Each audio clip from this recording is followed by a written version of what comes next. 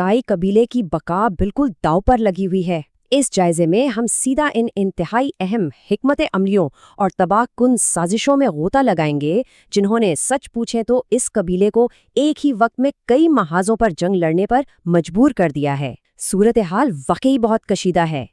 सुलेमान शाह की क़यादत में कबीला जिस तल्ख़ हकीकत का सामना कर रहा है वो रोंगटे खड़े कर देने वाली है। फाका कशी बिल्कुल उनकी दहलीज पर आ चुकी है और सरदार का पैगाम वाज़ेह है। अब इनका हर एक कदम जिंदगी या मौत का फैसला करेगा। ज़रा सी गफलत और सब कुछ ख़त्म। तो इस पूरी उलझी हुई सूरत हाल की तह खोलने के लिए हम इन खास पहलुओं पर नज़र डालेंगे।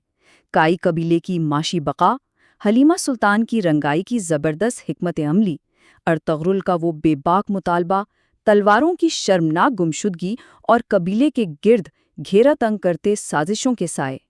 पहला हिस्सा काई कबीले की माशी बका। चलिए ज़रा उनके इस अंदरूनी और संगीन बहरान पर बात करते हैं। अब हैरत की बात यह है कि इस पूरे कबीले की जिंदगी और मौत का दारोमदार सिर्फ और सिर्फ एक तिजारती काफले पर अटका है।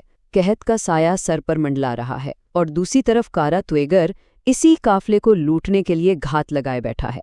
अगर ये सामान किसी तरह बाजार तक ना पहुंच पाया तो ये समझें कि काई कबीले का मुकम्मल माशी और समाजी खात्मा बिल्कुल तय है। दूसरा हिस्सा है हलीमा की रंगाई की हिकमत अमली। कबीले को मुआशी तबाही से बचाने के लिए एक इंतहाई गैर रवायती बल्कि यूं कह लें कि एक अनोखा तरीका अपनाया गया।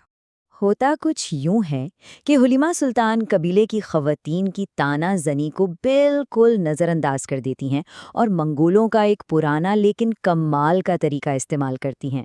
जानवरों के फुजले वाले पानी में कपड़े धोना बज़ाहिर बड़ा अजीब सा लगता है ना? लेकिन असल में ये रेशों को इतना मजबूत कर देता है कि उन पर पक्के रंग चढ़ सकें। यही वो मेहनत और तकनीक है जो बाजार में इनके कपड़ों की सबसे ऊंची कीमत लगवाएगी। यहाँ किरदारों का जो तज़ाद सामने आता है वो वाकई देखने लायक है। एक तरफ हलीमा सुल्तान है जो कबीले की बका की खातिर अपने हाथों को गंदा करने और हर किस्म के मशक्क़त उठाने को तैयार है, और दूसरी तरफ सुलजान खातून जो सिर्फ इक़्तिदार की होश में मुब्तला हैं और महज ताने देने और साजिशें बनने में मसरूफ़ हैं। इससे एक बहुत बड़ा सबक मिलता है कि सच्ची क़यादत कुर्बानी और आजिज़ी मांगती है, जबकि अंदरूनी हसद सिर्फ और सिर्फ तबाही लाता है। तीसरा हिस्सा अर्तुगरुल का बेबाक मुतालिबा। अब हम खैमों के माशी मसाइल से निकलकर सीधा हलब के महल की इस हाई प्रेशर सिफारतकारी की तरफ चलते हैं। ज़रा इस नाजुक सूरत हाल का चश्मे तसावुर से जायज़ा लें। सुलेमान शाह का बेटा अर्तुगरुल अमीरुल अजीज़ के महल में खड़ा है। ये महल कोई आम जगह नहीं बल्कि बेपनाह दौलत और गहरी सियासी चालों का गढ़ है। एक तरफ खैमों में रहने वाला जंगजू है और दूसरी तरफ एक इंतहाई ताकतवर अमीर जिसे वो अपनी बहादुरी के बलबूते पर कायल करने की कोशिश कर रहा है। तो इस पूरी सौदेबाजी का सबसे दिलचस्प नुक्ता क्या है? वो ये कि अर्तुगरुल के पास पेश करने के लिए सिवाय 2000 वफादार और माहिर जंगजुओं के और कुछ भी नहीं है। और इसके बदले में वो मांग क्या रहा है? अपने कबीले के लिए एक वसी और महफूज ज़मीन, एक ऐसी पनाहगाह जो उन्हें कहत जालिम मंगोलों और सल्जूकी तनाज़ुआत से बचा सके। ये वाकई एक बहुत बड़ा और ख़तरनाक जुआ था।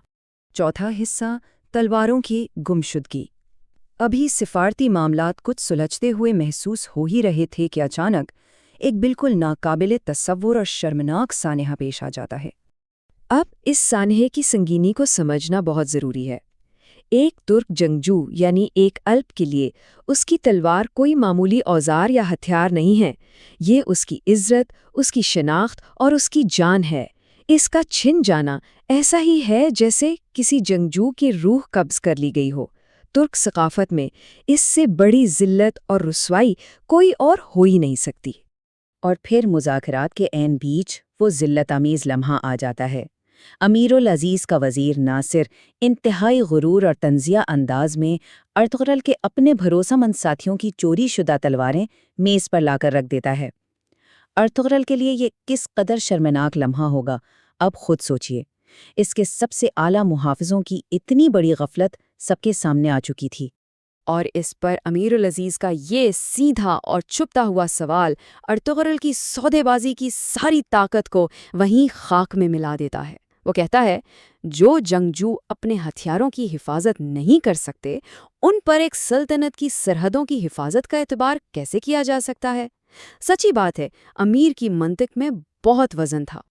اور یہیں پر ارطغرل کی قیادت کا کڑا ترین امتحان سامنے آتا ہے۔ وہ فوراً اعلان کرتا ہے کہ جن ہاتھوں نے ہتھیاروں کی حفاظت نہیں کی وہ اب دوبارہ ہتھیار نہیں اٹھائیں گے۔ ارطغرل اپنے سب سے قریبی اور جگری دوستوں کو ان کے عہدوں سے ہٹا دیتا ہے۔ یہ فیصلہ کرنا کتنا تکلیف دہ رہا ہوگا، لیکن اصول اور ترک روایات کو برقرار رکھنے کے لیے ایسا کرنا بالکل ناگزیر تھا۔ 5واں حصہ، دھوکے اور سازشوں کے سائے۔ آئیے اب ان آستین کے سانپوں کی بات کرتے ہیں جو پردے کے پیچھے یہ سارا جال بن رہے ہیں۔ اگر ہم اس ساری صورتحال کو جوڑیں تو ایک خوفناک تصویر بنتی ہے۔ کائی قبیلے کی گردن دے وقت 3 مختلف اطراف سے دبائی جا رہی ہے۔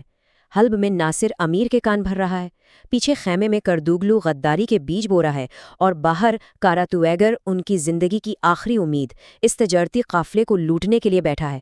یہ ایک مکمل گھٹن زدہ موت کا کنواں ہے۔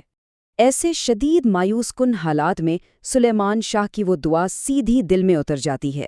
وہ اپنی اس تاریک، دم گھٹنے والی حالت کو حضرت یوسف علیہ السلام کے کنویں والے واقعے سے تشبیہ دیتے ہیں اور آسمان سے مدد کی التجا کرتے ہیں۔